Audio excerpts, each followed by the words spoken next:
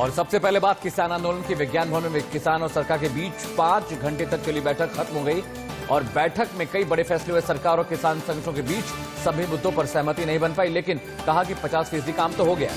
बिल्कुल, और अच्छी खबर यह है कि बाकी तमाम मुलाकातों के मुकाबले कल जो बैठक हुई वो ज्यादा बेहतर माहौल में हुई। सरकार और किसान संगठनों के बीच 4 में से 2 मुद्दों पर सहमति बन गई और अब अगली बैठक 4 जनवरी यानी नए साल में आयोजित होगी। मीटिंग खत्म होने के बाद कृषि मंत्री नरेंद्र सिंह तोमर ने कहा कि आज सरकार की आधी जीत हुई है। 4 मुद्दों में से 2 पर सहमति बन गई है।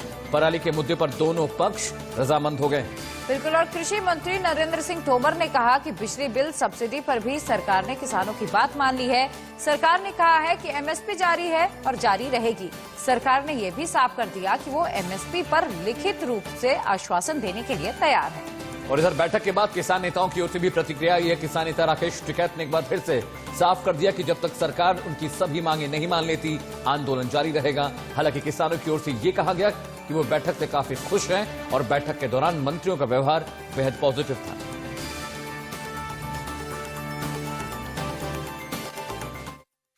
आज की बैठक पूर्व की तरह बहुत अच्छे वातावरण में, सौहार्दपूर्ण वातावरण में संपन्न हुई और आज की बैठक में किसान यूनियन के नेताओं ने जो 4 विषय चर्चा के लिए रखे थे, उनमें 2 विषयों पर आपसी रजामंदी सरकार और यूनियन के बीच में हो गई है। पहला, जो एनवायरनमेंट से संबंधित ऑर्डिनेंस है, उसमें फराली और किसान सम्मिलित हैं। उनकी शंका थी कि किसान को इसमें नहीं होना चाहिए। सरकार ने कहा है कि हम आपकी चिंता से वाकिफ हैं और इस मामले में दोनों पक्षों में रजामंदी हो गई है। दूसरा, इलेक्ट्रिसिटी एक्ट जो अभी आया नहीं है, लेकिन उन सबको लगता है कि अगर इलेक्ट्रिसिटी में ये रिफॉर्म आएगा तो इससे किसानों को नुकसान होगा। किसानों की सिंचाई के लिए जो विद्युत की सब्सिडी दी जाती है, वो राज्य जिस प्रकार से पहले से देते रहे हैं वैसी ही चलनी चाहिए, ऐसी यूनियंस की मांग थी। उस मांग पर भी यूनियन और सरकार के बीच में रजामंदी हो गई है। एमएसपी के विषय में भी सरकार पहले ही यह कहती रही है कि एमएसपी जारी है, जारी रहेगी। पिछले बार जब हमने प्रस्ताव दिए थे, उस समय भी हमने ये कहा था कि एमएसपी जारी रहेगी। ये लिखित में सरकार देने को तैयार है। हम उस पर अभी भी दृढ़ हैं, लेकिन उन्हें ऐसा लगता है कि एमएसपी को कानूनी दर्जा मिलना चाहिए। तो कानून के विषय में और एमएसपी के विषय में चर्चा अभी पूर्ण नहीं हुई है। चर्चा जारी है और हम लोग 4 तारीख को 2 बजे फिर से इकट्ठा होंगे और इन विषयों पर चर्चा को आगे बढ़ाएंगे।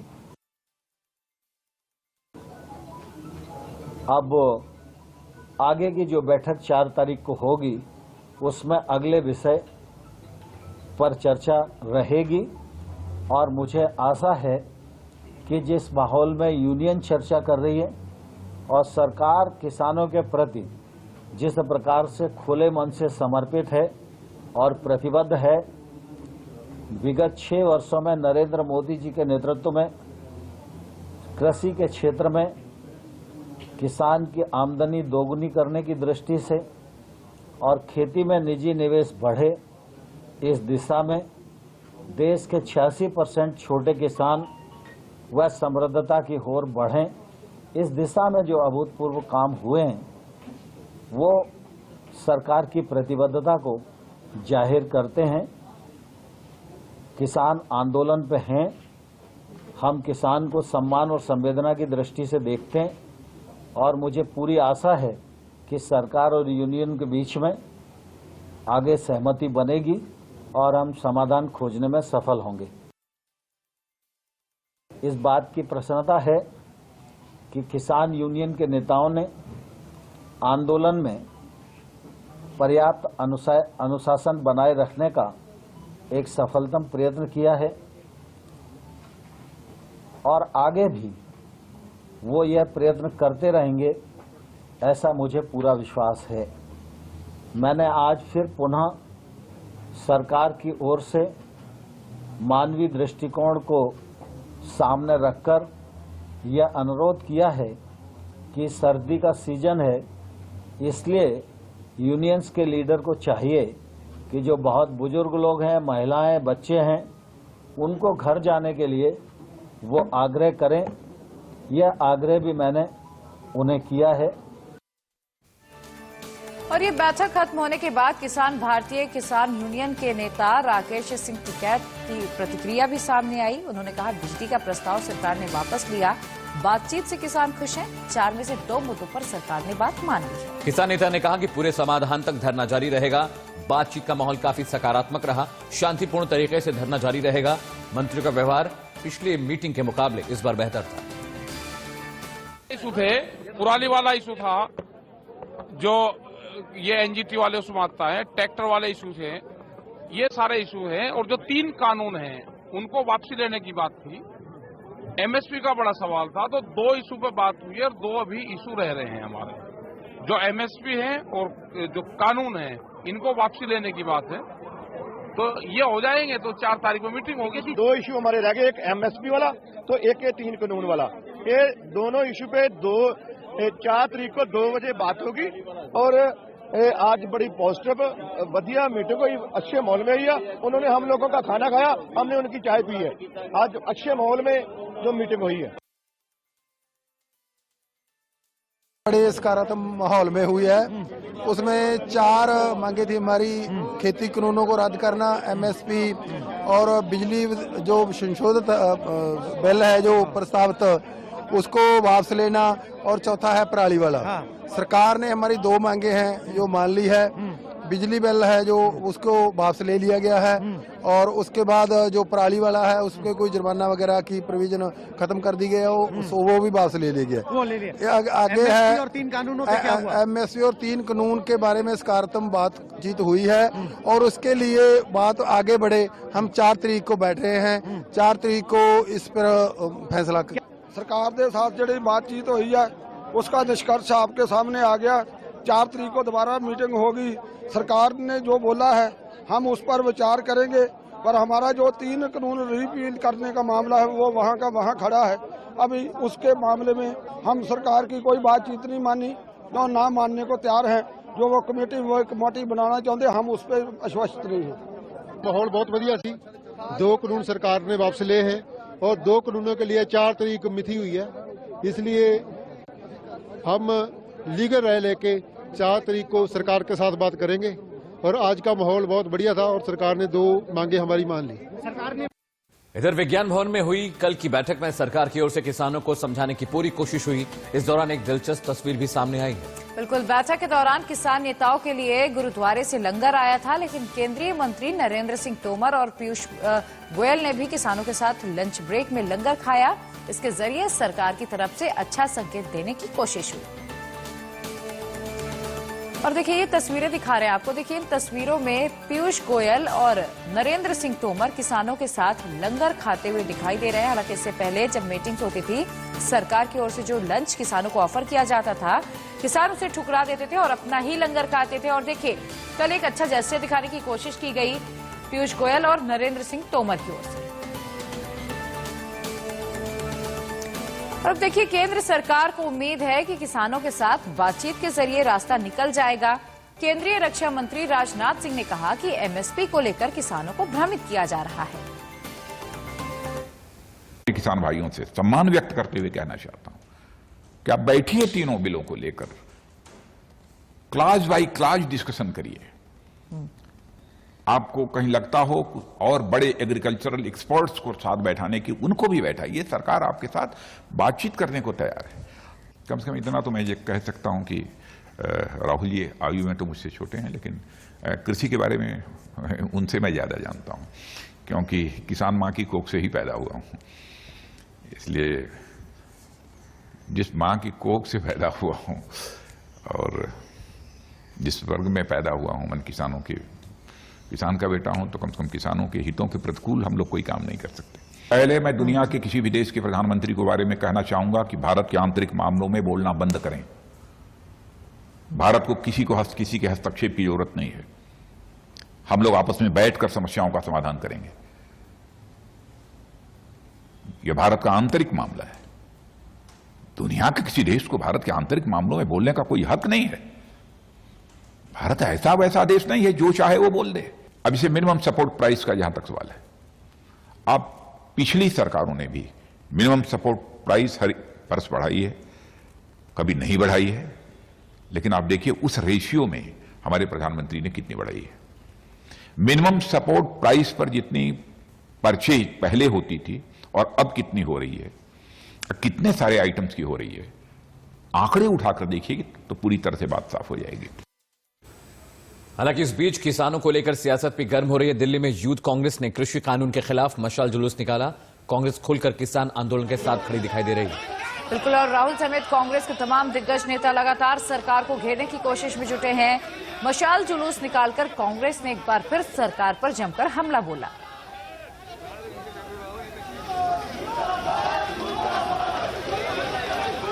चलिए आगे बढ़ते हैं और आपको दिखा देते हैं टॉप 10 वीडियोज।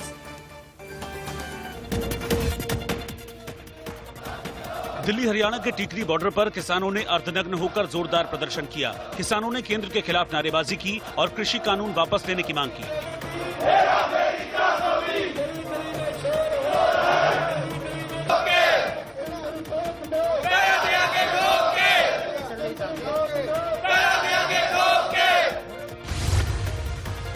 सिंघू बॉर्डर पर केंद्र सरकार से बातचीत से पहले किसान नेताओं ने एकजुट होकर प्रदर्शन किया। यहां किसान नेताओं ने एकजुटता के नारे लगाए।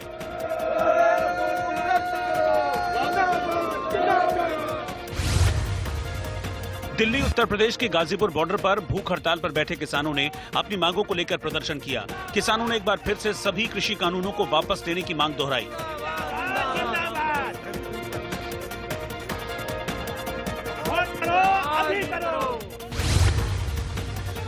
दिल्ली में कांग्रेस कार्यकर्ताओं ने कृषि कानून के खिलाफ मशाल जुलूस निकाला।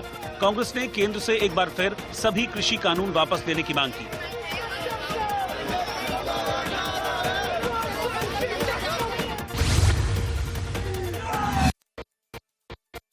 तेलंगाना के जगतियाल जिले में मंत्री कोप्पुल्ला ईश्वर की रैली में हंगामा खड़ा हो गया। यहां टीआरएस और बीजेपी के कार्यकर्ताओं के बीच भिड़ंत हो गई।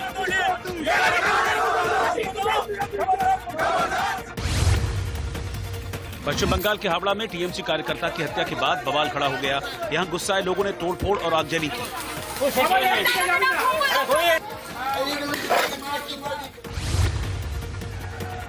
पाकिस्तान के करक जिले में एक मंदिर पर हजारों की संख्या में स्थानीय लोगों ने हमला कर दिया। इस मंदिर के विस्तार के लिए हिंदू समुदाय ने प्रशासन की अनुमति ली थी, लेकिन स्थानीय मुस्लिम नेताओं ने भीड़ को इकट्ठा कर मंदिर को तोड़ दिया।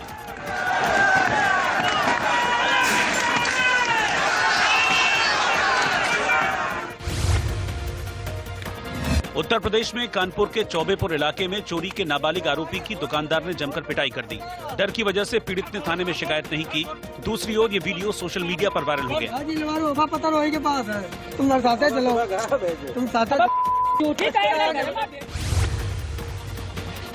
हरियाणा के अंबाला में मेयर चुनाव में हरियाणा जन चेतना पार्टी की उम्मीदवार शक्ति रानी शर्मा की जीत पर कार्यकर्ताओं ने जोरदार जश्न मनाया। कार्यकर्ता ढोल की थाप पर जमकर थिरके और मिठाइयां बांटकर जश्न मनाया।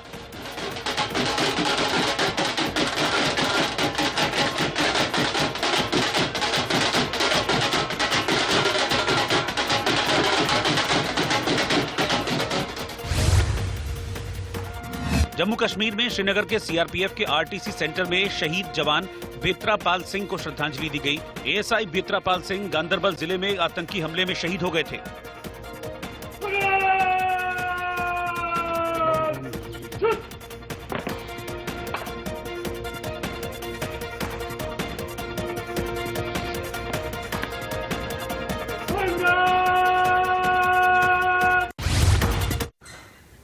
और टॉप 10 वीडियो के बाद आई रुख करते हैं पश्चिम बंगाल का। ममता बनर्जी ने राज्यपाल जगदीप धनखड़ के खिलाफ मोर्चा खोल दिया है। टीएमसी ने राज्यपाल पद से जगदीप धनखड़ को हटाने के लिए राष्ट्रपति रामनाथ कोविंद को चिट्ठी लिखी है। बिल्कुल, पार्टी ने आरोप लगाया है कि जगदीप धनखड़ सार्वजनिक रूप से राज्य के प्रशासन और सरकार के खिलाफ टिप्पणी कर संवैधानिक सीमाओं का उल्लंघन कर रहे हैं। पार्टी सांसदों की टीम ने राष्ट्रपति को पत्र भेजा है जिसमें धनखड़ द्वारा हाल में संविधान के उल्लंघन का आरोप लगाया गया। पत्र पर संसद के दोनों सदनों में पार्टी के 5 वरिष्ठ सांसदों ने हस्ताक्षर किए हैं, जिनमें सुदीप बंदोपाध्याय, काकोली घोष, दस्तीदार डेरको ओब्रायन शामिल हैं। वहीं बीजेपी ने कहा कि राज्यपाल राज्य के प्रमुख होने के नाते संवैधानिक मापदंडों के तहत काम कर रहे हैं। तृणमूल कांग्रेस ने पत्र इसलिए लिखा है क्योंकि वो भयभीत है। और देखिए, ममता बनर्जी की एक दिलचस्प तस्वीर भी सामने आई है जिसमें सियासी घमासान के बीच ममता बनर्जी खाना बनाते हुए नजर आई। ममता बनर्जी शांति निकेतन के दौरे पर हैं, जहां वो एक गांव में परिवार में गईं। उन्होंने एक कढ़ाई में खाना पकाया और मुख्यमंत्री को इस तरह खाना बनाते देखकर वहां पर मौजूद लोग हैरान रह गए।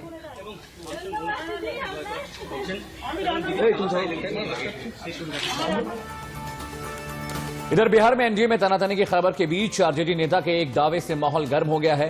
श्याम रजक ने दावा किया है कि जेडीयू के 17 विधायक आरजेडी के संपर्क में हैं। बिल्कुल, आरजेडी पर पहले भी ऐसा आरोप लगा है कि वो एनडीए की सहयोगी पार्टियों पर चारा फेंक रही है। नीतीश कुमार की पार्टी जेडीयू के बारे में किया गया। जेडीयू छोड़कर आरजेडी में जाने वाले श्याम रजक ने दावा कर दिया कि जेडीयू के कई विधायक पार्टी छोड़ सकते हैं। बिहार में भी भारतीय जनता पार्टी जिस तरह से फैसले ले रही है और जिस तरह से अंकुश लगाने का काम कर रही है, जो मुख्यमंत्री के दायित्व होते हैं उसका भी हॉबी होकर करके भारतीय जनता पार्टी उस तरह के फैसलों का घोषणा कर रही है। ये अपने आप में जनता दिल्ली के जो एमएलए हैं वो सब परेशान हैं और कुछ हारे भी बीजेपी के कारण, तो ये सारी चीज आ रहे हैं। इससे पहले उदय नारायण चौधरी ने सीधे नीतीश कुमार को ऑफर देकर माहौल गर्म कर दिया। उन्होंने कहा कि नीतीश तेजस्वी को सीएम पद के लिए समर्थन दें तो आरजेडी नीतीश को पीएम पद के दावेदार के तौर पर समर्थन देगी। लेकिन इसके उलट श्याम रजक ने जेडीयू में फूट के संकेत दे दिए। कहा कि बिहार सरकार में बीजेपी की बढ़ती दखलंदाजी की वजह से जेडीयू के कई विधायक परेशान हैं। हालांकि नीतीश कुमार ने जवाब में कहा कि कोई भी अगर किसी प्रकार का दावा कर रहा है तो बेबुनियाद है, उसमें कोई दम नहीं है, ऐसी कोई बात नहीं है। श्याम रजक ने साफ कहा कि इंतजार जेडीयू के 25 विधायकों के पार्टी छोड़ने का है ताकि उन पर दल बदल का कानून लागू ना हो। हालांकि एनडीए के नेताओं ने इसे श्याम रजक का ख्याली पुलाव बताया है। और इधर केंद्र सरकार ने इनकम टैक्स रिटर्न फाइल करने की आखिरी तारीख को बढ़ा दिया है। इस बारे में केंद्रीय प्रत्यक्ष कर बोर्ड ने नोटिफिकेशन जारी कर दिया है। इसके बाद अब 10 जनवरी तक इनकम टैक्स रिटर्न भरा जा सकता है। इससे पहले इसकी आखिरी तारीख 31 दिसंबर 2020 थी। इनकम टैक्स डिपार्टमेंट ने बताया कि कोरोना वायरस संक्रमण के कारण साल 2020-21 के लिए इनकम टैक्स रिटर्न की तारीख बढ़ाई गई। बिल्कुल, और वहीं वित्त वर्ष 2019-20 के जीएसटी एक्ट 2017 के तहत पंजीकृत व्यापारियों के लिए रिटर्न फाइल करने की तारीख 28 फरवरी तक बढ़ गई है। इधर मेलबर्न में मिली हार से ऑस्ट्रेलिया की टीम बैकफुट पर है, लेकिन उनकी चिंता और बढ़ गई है क्योंकि अगले टेस्ट के लिए टीम इंडिया में रोहित शर्मा की वापसी हो गई है। रिपोर्ट देखिए।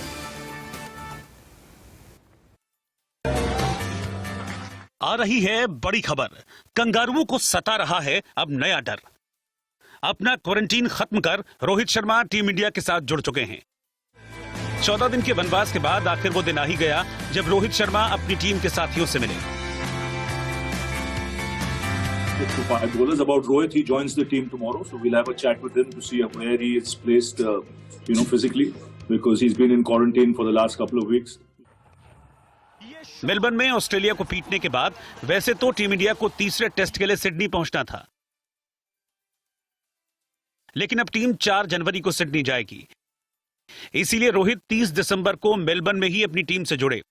अब वो 31 दिसंबर से ही तीसरे टेस्ट की तैयारियों में जुट सकते हैं। इस खबर ने कंगारुओं की नींद उड़ा दी है। इस खबर ने ऑस्ट्रेलियाई खिलाड़ियों की न्यू ईयर पार्टी खराब कर दी है। Yeah, definitely play. For mine, he's a better test player now than Agarwal and Prithvi Shaw. So if he's fit, he'll slot straight back into the top of the order. क्योंकि रोहित के आने से team India को न सिर्फ मजबूती मिलेगी बल्कि पुल और हुक मारने की उनकी ताकत ऑस्ट्रेलियाई गेंदबाजों को डराने और हराने दोनों के काम आएगी। सूत्रों से मिली जानकारी के मुताबिक रोहित शर्मा को ओपन कराने और मिडिल ऑर्डर में खिलाने पर विचार हो रहा है।